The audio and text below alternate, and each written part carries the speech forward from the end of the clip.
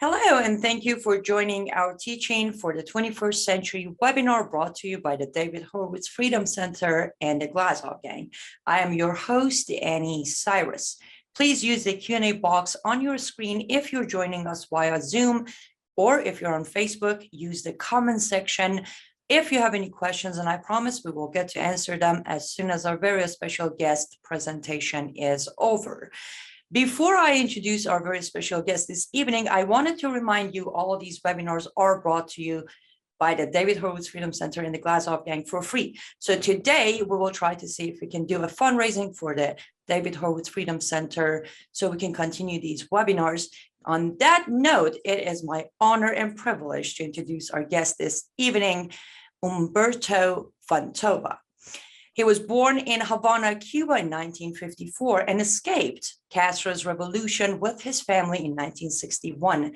They were accepted in the US as political refugees, while his father remained jailed in Cuba as a political prisoner. Humberto's father was eventually released. Humberto is the author of Fidel, Hollywood's Favorite Tyrant, also exposing the real Che Guevara and the useful idiots who idolize him, and also The Longest Romance, the Mainstream Media, and Fidel Castro. Hello, Humberto, and welcome to the program. Greetings, Annie. Thanks for the invite. Great to be here, amiga. It is absolutely, for lack of a better term, no, for real. I'm so excited to have you on because as we titled this webinar, nobody, especially mainstream, is not telling us about Cuba. So it's such an amazing privilege to hear the truth from you. On that note, floor is yours.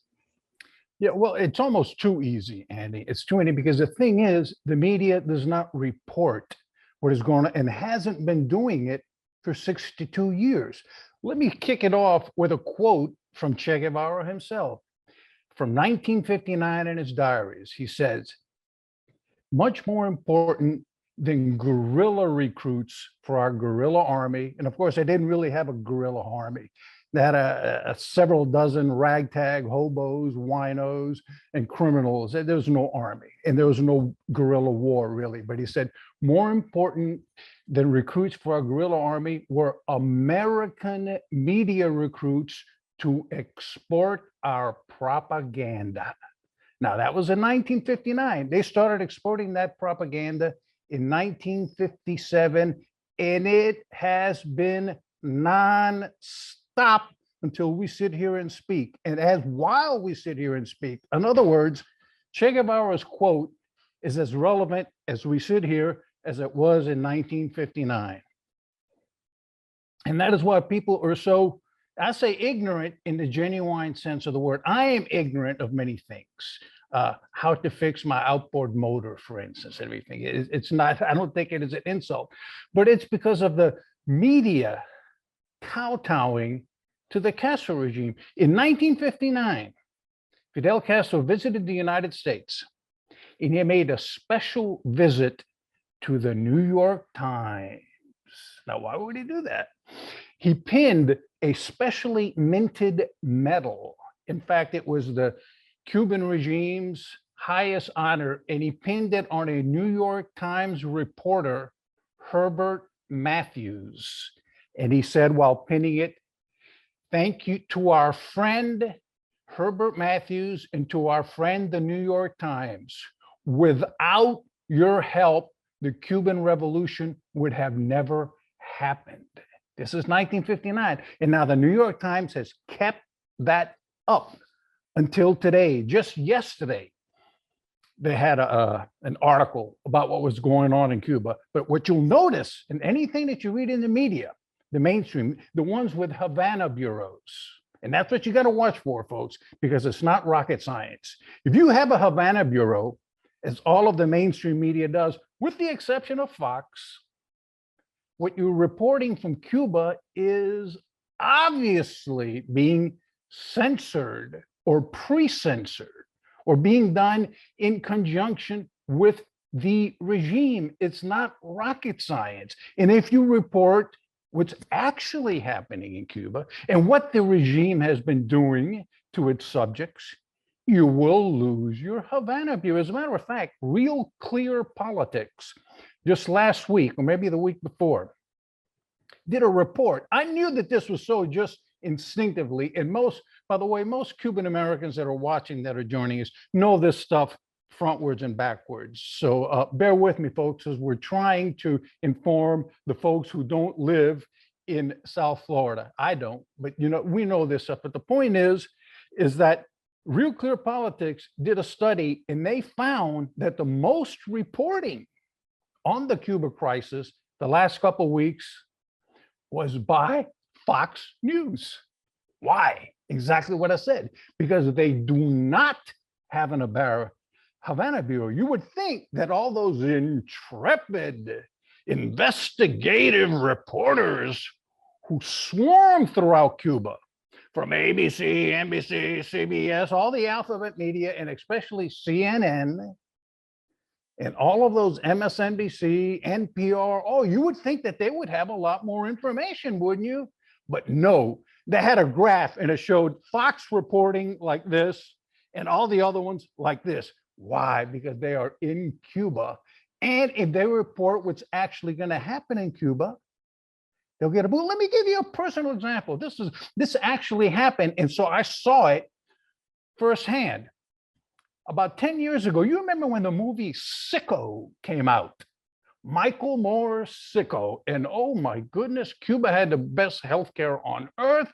Oh my God, it was the marvel, and heavens to Betsy. I mean, you should go to Cuba to get treated for any ailment you have, because they're miracle workers.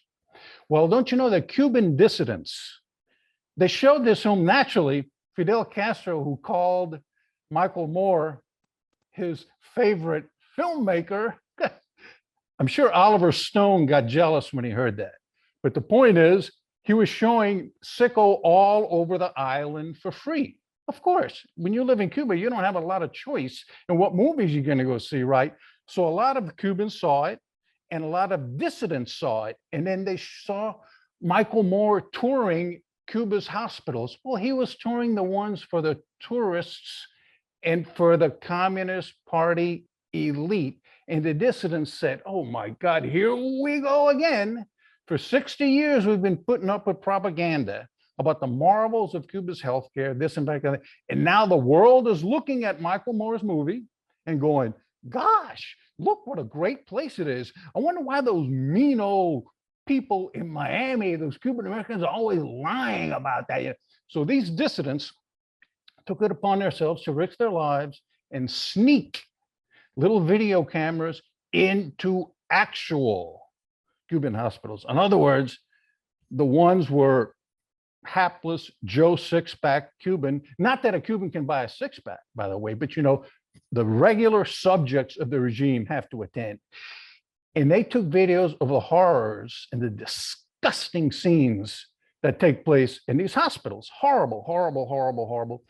And they had the videos, and they had a deal with ABC back when they had to show 2020 with John Stossel, of all people.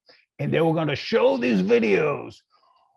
What Michael Moore didn't show you, what Cuba's real healthcare to, whoa, and it was going, and it was going to be on 2020. In fact, it was advertised on 2020. Well, don't you know, as always happens, because any reporter in Cuba is monitored by the regime, is followed by the regime. This shouldn't come as rocket science to people who grew up during the Cold War. Communist regimes do this. And they called in ABC's people and they say, hey, we heard what you're going to do. And you know something?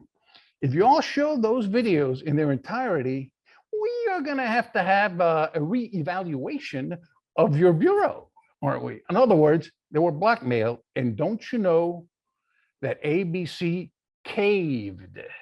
They caved. John Stossel was a great guy otherwise, especially now that he's Fox Business. They caved and they didn't show the videos. They showed a very diluted version. They did a 2020 on it, but they didn't really do the hard hitting, the things that would have smacked people in the forehead or slapped them. My God, they didn't show it.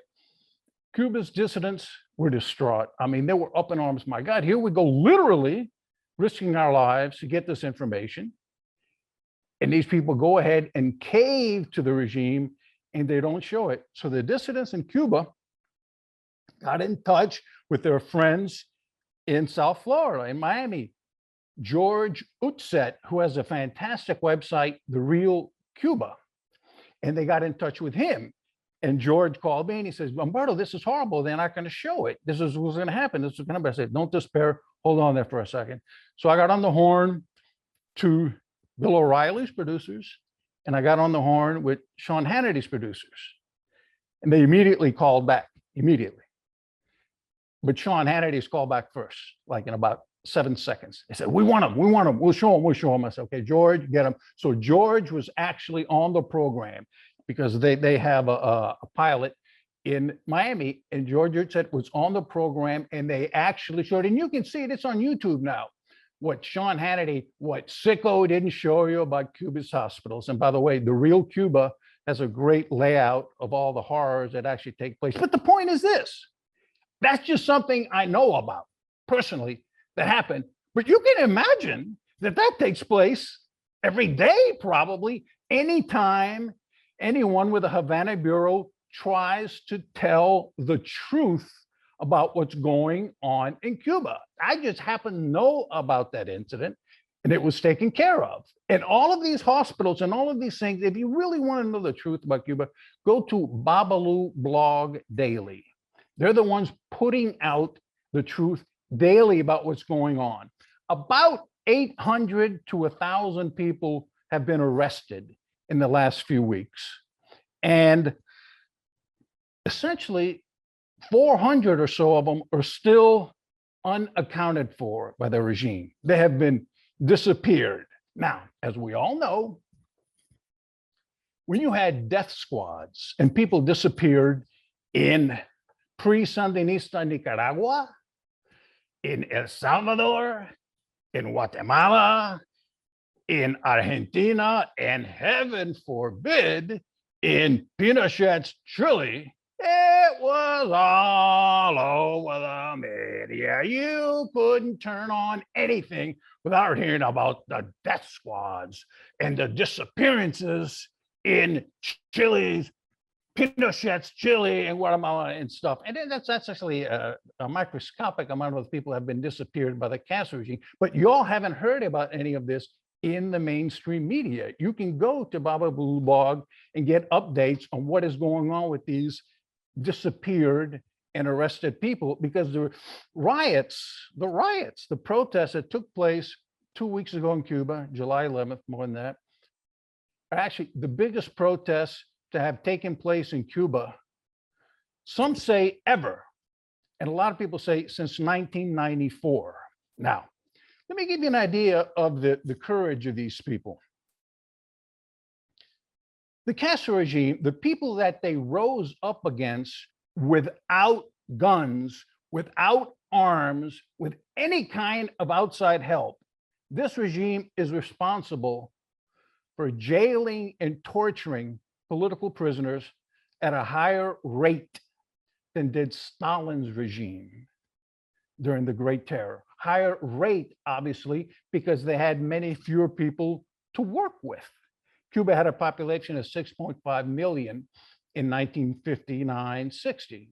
Obviously, the Russian Empire, the Soviet Empire in the 30s and 40s had 200 plus million. So, but they, at one point in the early 60s, 1 of every 16 Cubans was a political prisoner of some sort, either in a forced labor camp, either cutting sugar cane with somebody watching them with a Czech machine gun over them, or in actually La Cabaña, where Che Guevara's firing squads were going triple shifts. At one point, 1 of 16, that's a higher rate. If you read Anne Applebaum's book, The Gulag, where she says that at any one time, there were about 2 million Soviet subjects in the Gulag at any one time. Of course, that's about 250, 40 million total population. Cuba, at one point, out of a population of 6.4 million, had 400,000 political prisoners. 400,000 to 500,000 people have passed through those camps in the early 60s. So again, that's proportionally a higher rate. The regime that these people rose up against 2 weeks ago murdered in absolute numbers more political prisoners in his first 3 years in power than Hitler's regime murdered in its first 6. Obviously, for Hitler, I'm stopping before the Holocaust, quite obviously. But Castro's regime had already murdered 4,000 to 5,000 people. I say murder because a lot of people say, well, they're executed. Well, an execution implies a judicial process, which doesn't exist in Cuba. In fact, Che Guevara himself laid it out. He says, judicial evidence is an archaic bourgeois detail. We execute from revolutionary and moral conviction. So several thousand people had already been murdered in Cuba in its first 2 years in power. More people were murdered in those first 3 years, several times more than were ever disappeared in Pinochet's Chile.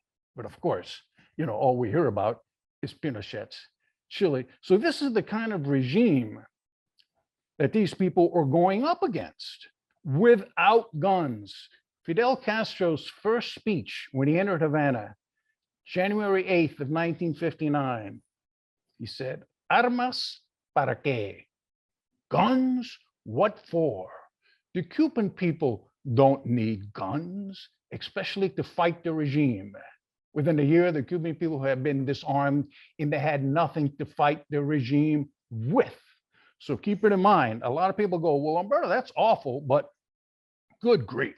Can't the Cuban people do what we did and fight the British ourselves and throw them out and gain our own independence, by ourselves? We pulled ourselves.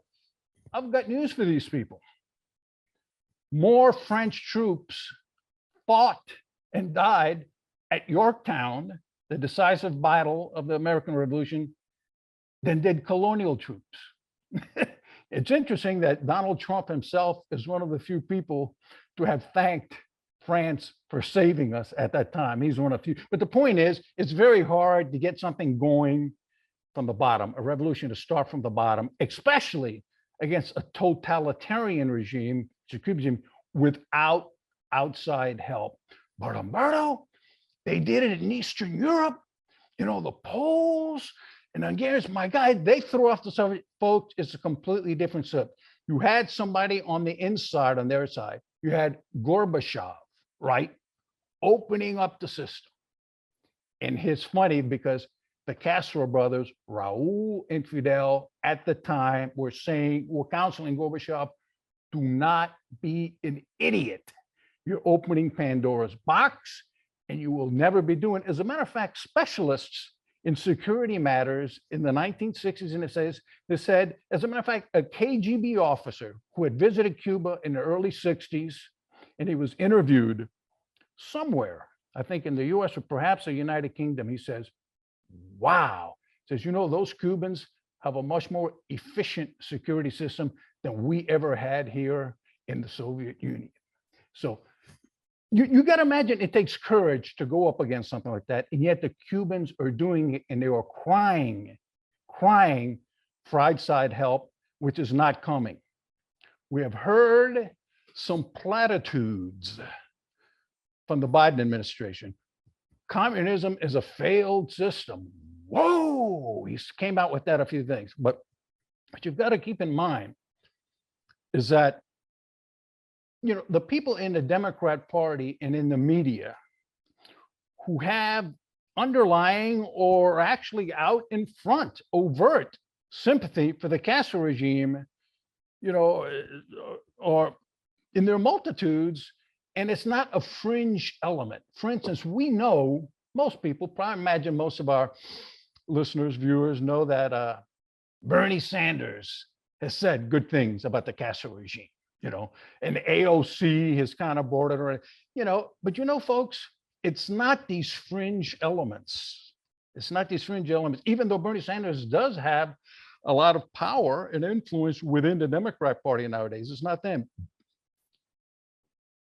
Fidel Castro is at heart an egalitarian who wants what's best for his people. And I consider him a good friend. And we greeted each other as good friends. That's not a fringe Democrat. That's Democrat President, former Jimmy Carter, who is also known as the elder statesman of the Democrat Party. Fidel Castro is very shy and good. When I was with him, we were surrounded by laughing children the entire time. I consider him a good friend. That's presidential Democrat candidate George McGovern. Again, these aren't fringe elements. Barack Obama. Cuba is to be congratulated for their advances in healthcare and education. That's Democrat president and Democrat standard bearer, Barack Obama. So it's not fringe elements within the Democrat Party who support Castro. I've said good things about him. There's an underlying sympathy for that regime throughout the Democrat Party. In fact, the people who would be hostile to it would be the outliers. They can be considered the anomalies. Anyone in the Democrat Party who says anything very harsh and actually puts action to his words would be considered, an anomaly within that party. And that's why nothing is taking place. We're hearing these words, but Marco Rubio, who was great on the Cuba issue, gave a great speech in the Senate a couple of weeks ago, and he said, and you can Google this up and you find it, the people advising Biden right now on the Cuba crisis, because he called in what he called Cuban American leaders.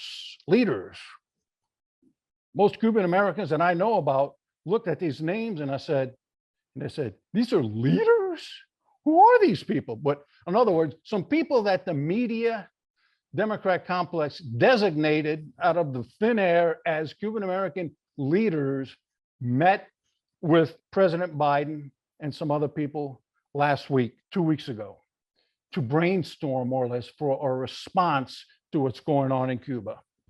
And that told me all I needed to know about it, because the people that he met with were the very people who had advised Obama on his opening to Cuba back in 2014. As a matter of fact, most of them had gone to Havana with Obama on the plane to celebrate that opening with Cuba. So if these are the people advising Biden now about what's going on in Cuba, we can just expect more of the same. And I don't say the same that took place the last few years with the Trump administration, because he was one of the very few presidents. In fact, you can almost say he was the one who actually tried to enforce what's called the Cuba embargo, which isn't really an embargo. We'll get to that in a minute. He's one of the few.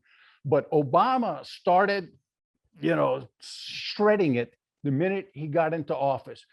By the time that Obama left office, the cash flow from the US to Cuba, mostly in the form of remittances, in other words, Cubans and others in the United States sending wires, Western Union wires to Cuba, totaled something like 3.4, 3.5 billion.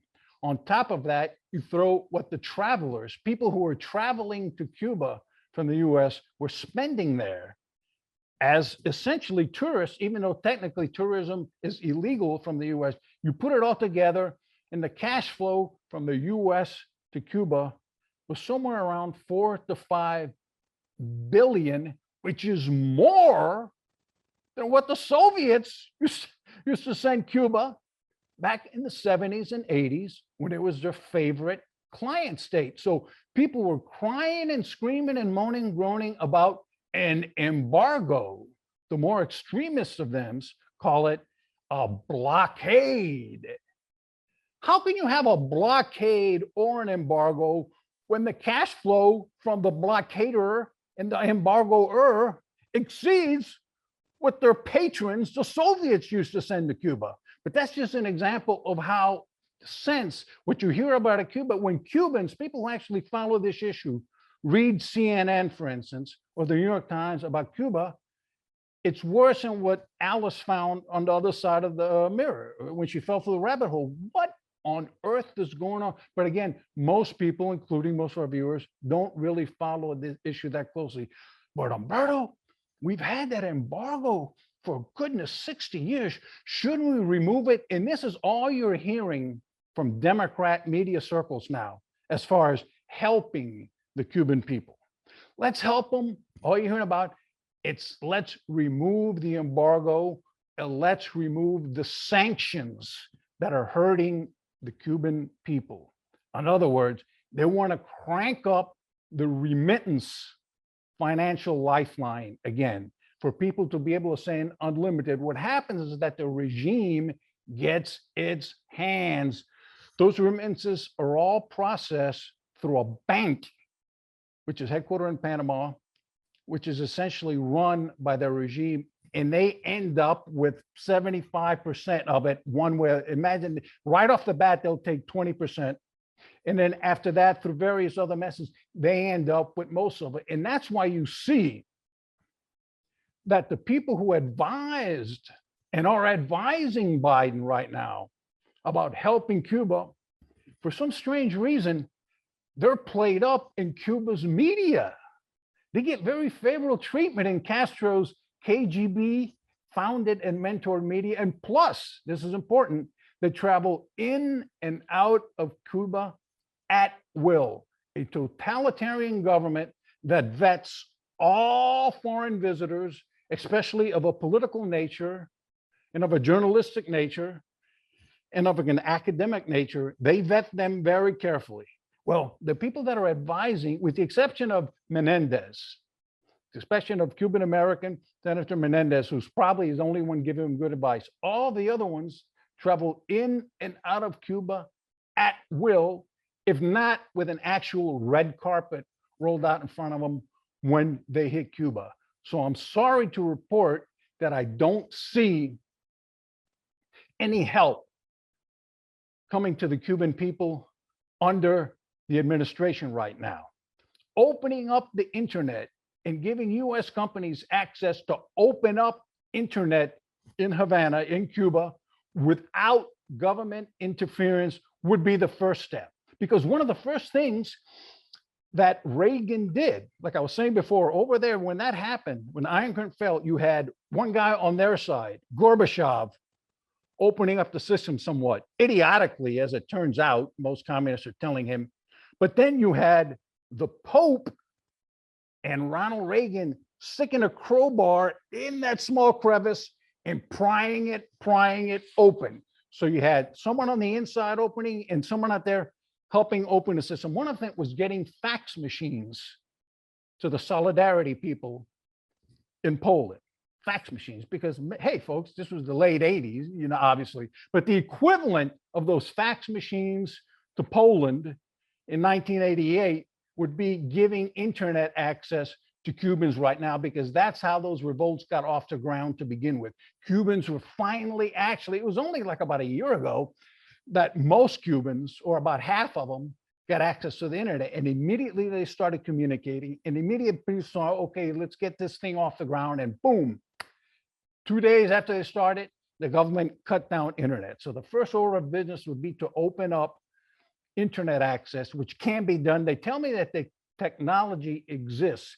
And as a matter of fact, Mr. Marco Rubio, Senator Rubio, said that if Donald Trump were still in office, that would have taken place. They said during his last few months of office, they had already devised a method to get the internet to all Cubans without regime interference. That's how vital it was. And said they were getting there. Well, the thing landed in the Democrats' lap. And like I say, they do not have, I can guarantee you that they do not have it in their hearts to help the people. All you've got to do is look at the Cuban media and see what they're saying about the people that are advising Biden. And you know, my goodness, what more do you need to know? And it's the same thing. It's tragic that it happened that way, because it reminded me of a lot of what happened in 1960 when the Bay of Pigs liberation invasion was planned under the Eisenhower administration, with Vice President Richard Nixon as the main booster. They had it planned. Think about it. The commander in chief of Operation Overlord helped this get this thing off the ground. And it was planned and it was ready to rumble. Well, Kennedy won, and that wonderful plan fell in his lap, in the lap of the best and brightest. Again, also advisors who in their heart couldn't find it in their hearts to go against a communist regime. You know, that's when people ask me, you know, I mean, we could have 20 of these shows about the Bay of Pigs and why it was doomed and probably significant. But the bottom line I tell people is, look, the bottom line is Kennedy and his people didn't have their hearts in it. They didn't have their hearts in overthrowing a communist regime. And it made me think of a famous quote by James Burnham, who wrote the classic book in 1964, Suicide of the West.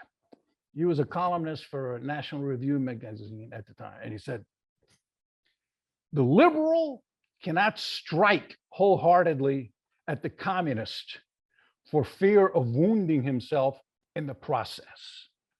And that went on. That's what doomed the Bay of Pigs. The bottom line, that's what doomed the Bay of Pigs.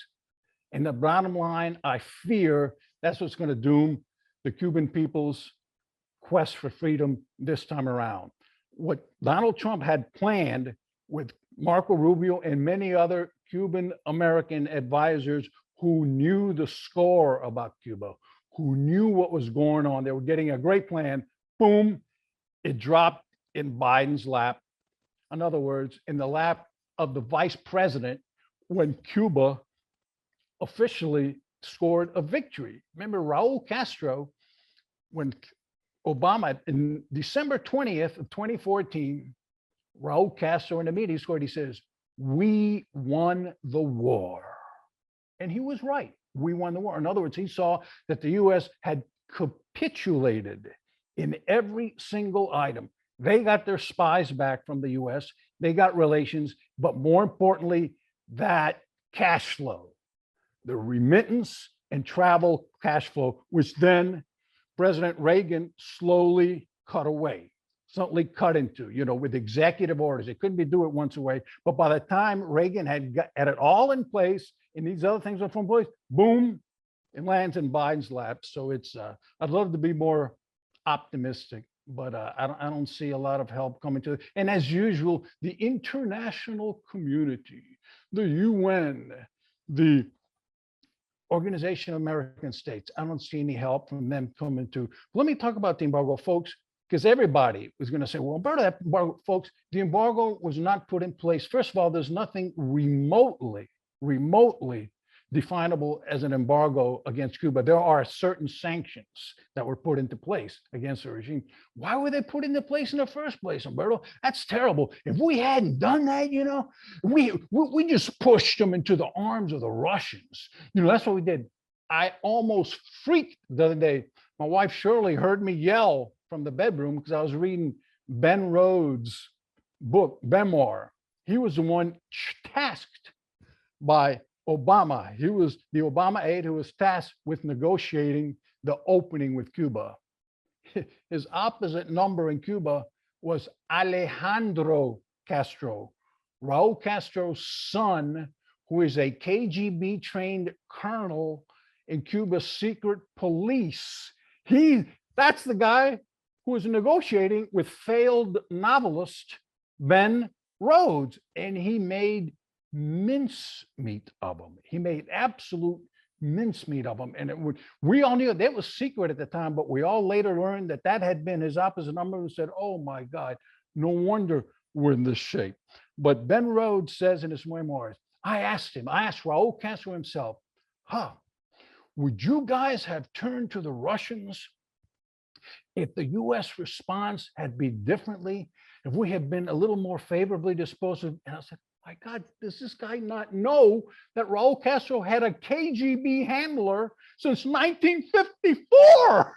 And this is the guy who was tasked with by Obama, with opening relations with Cuba. And he didn't even know that the Cuban Revolution was directed from Moscow since 1955. It was amazing. I said, my goodness, but these are the kind of people advising Biden now. And these are the kind of people in the catbird seat for helping the Cuban people right now. That's why I'm not very optimistic at all about it.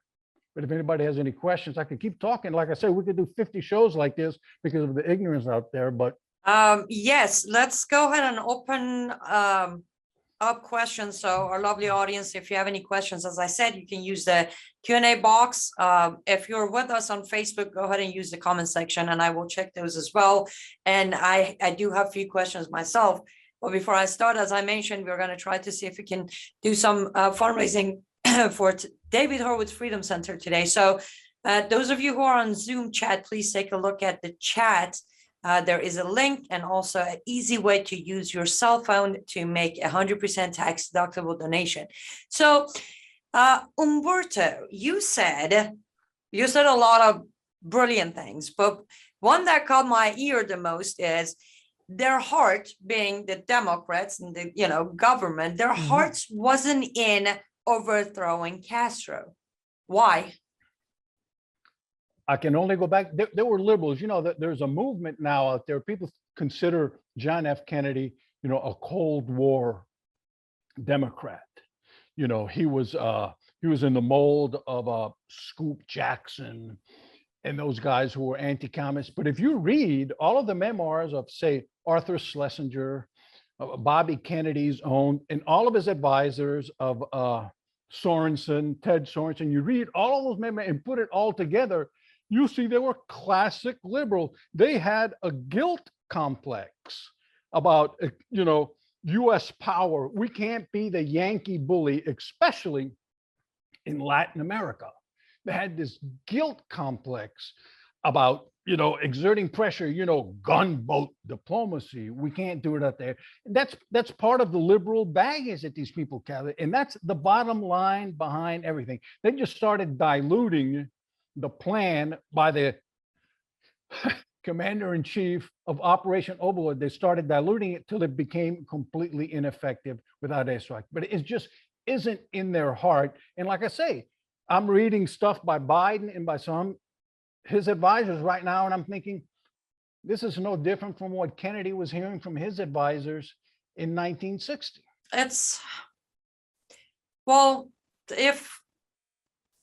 Let me ask you a question that is from our audience, and then I'll ask you another question. I don't want to, ask all the questions of my own. This question is from Stephen Mix. He's saying, my understanding is that for decades, the Soviet propped up the Castro regime, but after the Soviet Union fell apart, what keeps the Castro regime alive? Venezuela. See, he's been lucky. Every time one drops out, another one comes in. They had been grooming Hugo Chavez for a long time. And then after the Soviet Union fell, it took a few years. They had what they called a special period during the early 90s, which caused, like I say, protests, not unlike the ones that took place 2 weeks ago in Cuba. They had a special period, but eventually they got back on their feet with Venezuelan help. You got to remember, Venezuela sat on the biggest oil reserves in the world, according to people.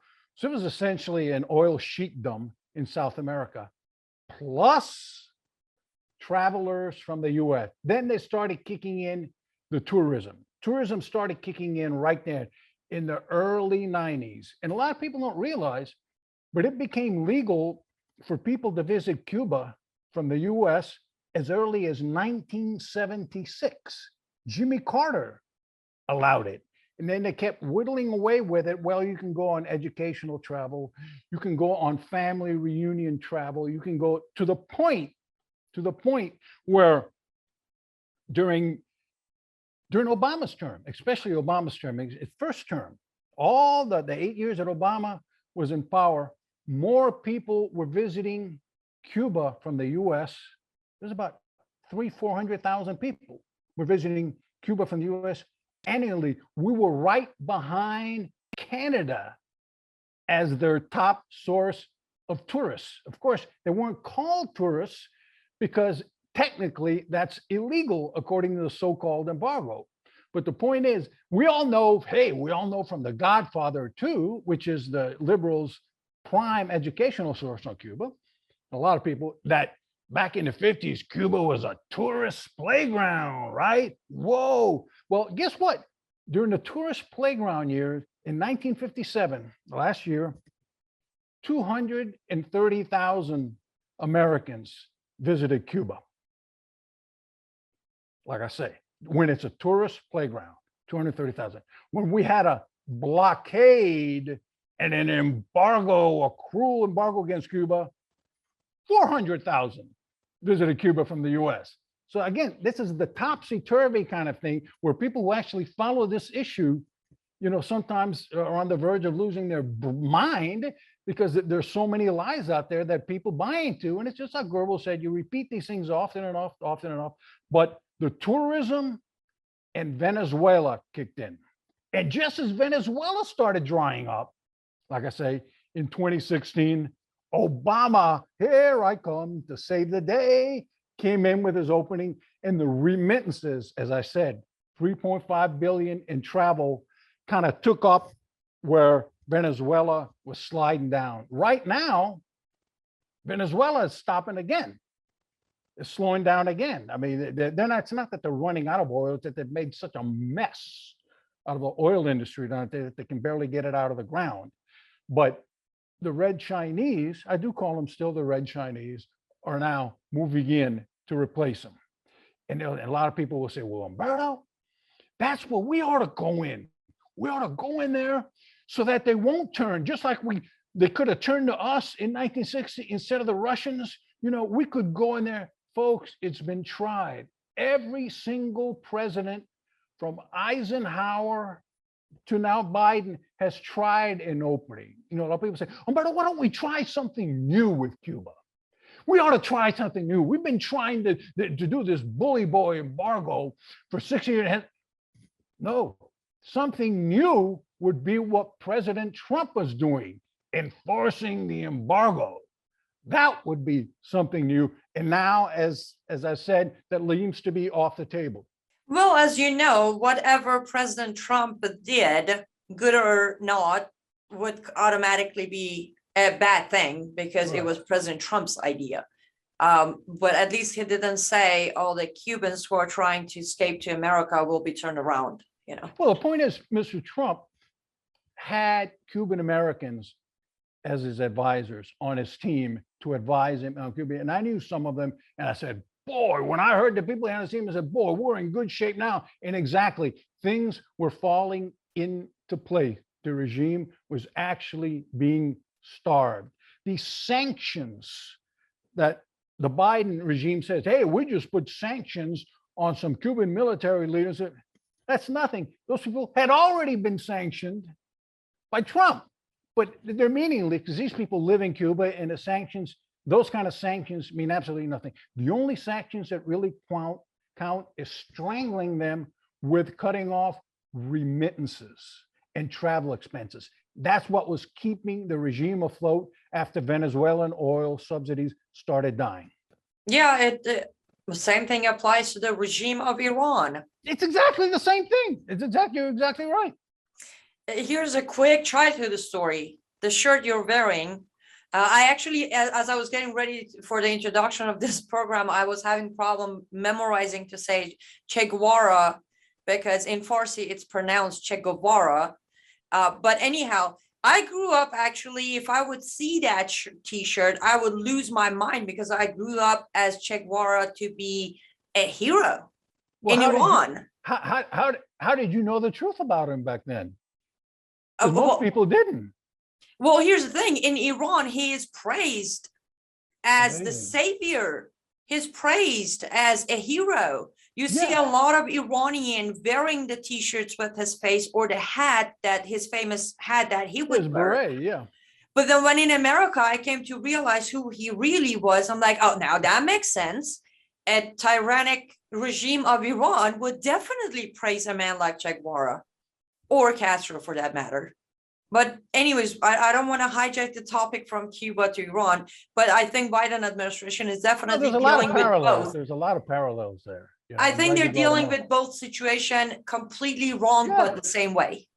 We are. Here's the next question from Monica. Any thoughts on those mysteriously dead Cuban generals? Some review of the history on that? All we know is that 6 different Cuban military men, 5 were generals, another one was a high military figure, passed away in the last 3 weeks. That's all we know. It's a purge. There was a purge. To me, it reminds me of a purge in 1989 when the famous Cuban general Ochoa was put before a firing squad, supposedly for drug smuggling. He had been a famous Cuban general who gained fame in Africa, in Angola, and in Ethiopia too, in Eritrea, in those battles. And according to the regime, it looked like the regime considered that he was getting a little too uppity. And plus, the U.S. shortly before had gone into Panama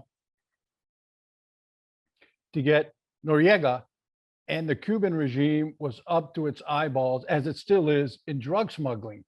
So the Castro brothers said, okay, we're gonna have to find a scapegoat. So they found Ochoa as a scapegoat, and they put him in front of a firing squad, him and a couple other guys, for drug smuggling, for being the Cubans who were linked to drug smuggling, when they're not. It was Raul Castro the whole time. This time it's a little different, because this time they didn't do a firing squad. We don't know what happened. They just announced that they had passed away in their sleep or whatnot, but it can't be for drug smuggling. The suspicion is that they were too soft on the protests. The suspicion is that they weren't quite up to what the Soviets did in Hungary and what the Castro regime itself did in the early 60s against the Escambray rebellion, because there was a rebellion in Cuba, an armed one. Cubans still at the time had a few guns in the early 60s. At one time in 1962, Raul Castro says that they were up against 179 bands of bandits, that he called them. They're bandits. They were guerrillas that were being supplied, with small shipments of arms from the U.S., from their Cuban exile compatriots. Well, those shipments were cut off by the Cuban Missile Crisis Agreement, where Kennedy promised to Khrushchev that if he got the missiles out of Cuba, he would not only not invade Cuba, but he would prevent anyone else in the Western Hemisphere from molesting the Castro regime. And this is, you can read the wording itself. So when people say, gosh, you really got to hand it to Castro, David against the Yankee bully Goliath for standing up to the US for 50 years. No, folks. Since October of 1962, he was protected by the Kennedy-Khrushchev Pact. Cuban Americans, or Cubans at the time, because most of them weren't US citizens, were launching, Cuban exiles who were launching raids from South Florida into Cuba to arm these guerrillas that I'm talking to, and to link up with them, started getting arrested in the US for violating US neutrality laws on the instructions of the Kennedy administration.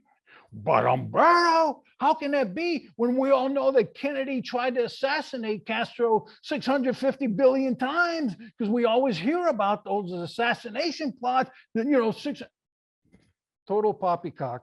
There were a few assassination plans early on, 60, 61, but most of them consisted of brainstorming sessions. As a matter of fact, E. Howard Hunt was the chief political officer for the Cuban Project from 60 to 62. He says, I don't know of any serious attempts to assassinate Castro in those years, even though it was my suggestion and it was a dream of most of the Cuban exiles I was working with. I know of no serious attempt to assassinate. So when you hear all those things about the assassination plot, the book 600 Ways was written by a Cuban colonel in its secret police, in its intelligence service. 600 Ways to Kill. Escalante was his name, Fabian Escalante. And as usual, here's a secret police colonel, an apparatchik of a totalitarian regime writing a book. CNN, the New York Times, and then started treating it like gospel. You know, what I just told you that Howard said, you have to dig to find it, but you can find it in my books. Wow. Okay. Here is the next question from Mr. Richards. Can you talk about how the Chinese People's Armed Police Force, PAP, is helping Cuba control the protests? Control. Well, they have a lot of the things that were initially abandoned by the Soviets in Cuba in the Gorbachev's years. Even though Putin is creeping back in, the Chinese are right now took over some of these listening stations in Cuba. The Lourdes, they have a kind of a joint agreement there with the Russians, but they're in there. The exact details of how they're doing it obviously have not been made public, but the Chinese are stepping in. Obviously, I mean, put yourself in their place. I mean, here we have, you know, a spy center. We have a headquarters for spying on the United States 90 miles away. And the biggest penetration of the US Department of Defense was by a Cuban agent, Ana Belén Montes, who is serving 25 years in prison as we sit here and speak. She was charged with the same crimes as the Rosenbergs. She penetrated the US Department of Defense and created the most damage, according to John Bolton, of any recent spy. And so, you know, the Chinese are right there 90 miles away. The details of how they're doing it haven't made public. I couldn't say, but I can tell you that the Chinese have stepped up, especially in the last month or so, they've really stepped up their presence in Cuba. Oh, no matter where you look, Chinese footsteps are there. Okay, let me grab a question from Facebook since we promised to answer those as well. This one is from Ben Poser. Can you contrast life under Batista's regime with life under communism? It's preposterous to even compare the two. Let me just tell you what's going on. Tony Blair, the former British mayor, said the only thing you need to know about a country is if people are trying to get in or people are trying to get out. During the Batista years, I did a show on MSNBC with, of all people, Soledad O'Brien, and she was coming out with all the usual Castro propaganda. They did healthcare, and Batista was a horrible. I said, look, I just stopped and said, who jumped on rafts to escape Batista? Nobody did. First of all, not only did people not jump on rafts to escape Cuba, during the 1950s, when Batista was running Cuba, as a result of a coup, but a bloodless one, not quite bloodless, 2 people died, but a coup, a very gentle coup. Cuba was taking in immigrants. Prior to Castro, Cuba accepted immigrants primarily from the first world, from Europe, at a higher rate than did the United States. So people used to be as desperate to enter Cuba in the 40s and 50s as they are now to exit Cuba. When Castro took over Cuba, January of 1959, the Cuban embassy in Rome, Italy is a first world nation, right? Had 13,000 applications from Italians clamoring to immigrate to Cuba. Italians, first world people, clamoring to immigrate to Batista's, quote, dictatorship. During Batista's reign in the 50s, more Americans lived in Cuba than did Cubans in the United States.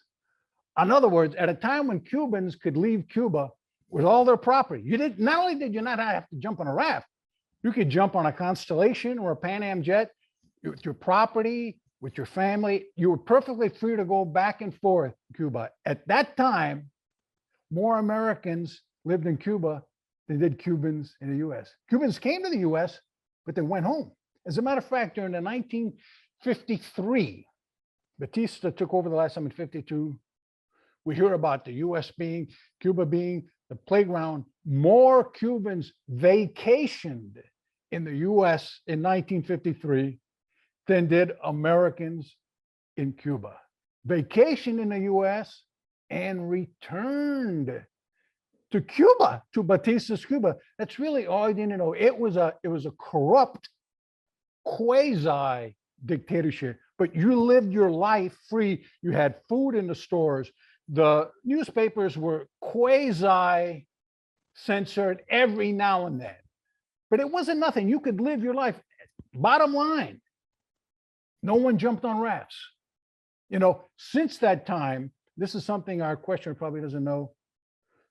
10 to 20, we don't know the number, to 30 times as many people have died trying to escape Castro's Cuba as died trying to escape East Germany over the Berlin Wall. And that's an interesting contrast because you never hear even diehard liberals, even fringe liberals like Sanders and these crackpots say, well, you know, East Germans couldn't vote, but by golly, they had great health care and education. Well, but you hear that routinely. Guess what? East Germany had free health care and education, just like Cuba, and probably a lot better one. Yet you wouldn't hear anyone say that about East Germany because it was obvious, hey, people are trying to get out of East Germany and they're being machine gunned for trying to get out. So how can anyone praise such a regime? 20 to 30 times that many people have died, probably more horribly, because a shark attack is not a pretty thing. Dying of thirst, of dehydration, and also being machine gunned, have died trying to escape Castro's Cuba, a nation that prior to Castroism had immigrants clamoring to enter. Wow. Okay, we are almost out of time. Let's try and see if we can squeeze two more questions in there. Next one from Michael. Any thoughts on Cuban refugees that are being sent back to Cuba and what happens to them when they are returned? When they're returned, nothing more horrible can happen to them than just having to live in Cuba. They're no longer being singled out, from what I hear, for especially harsh. In other words, they're not sent to prison, but they may be deprived because there's a million ways when a regime controls everything, how much you eat, you know, and everything else. They're probably subject to some kind of measures by the neighborhood snitch groups and to it. But the point is that we know, Cuban Americans know pretty much why it's cool to come across the southern border in Texas if you're a Central American and whatnot, or a Mexican, but it's not cool. The people that would be coming in through South Florida have a tendency to register Republican, don't they? And they're being turned back just this week. But that didn't start recently. It started, Obama was the one who got rid of the wet foot, dry foot policy. Back in, as part of his opening to Cuba, they started being turned away during Obama.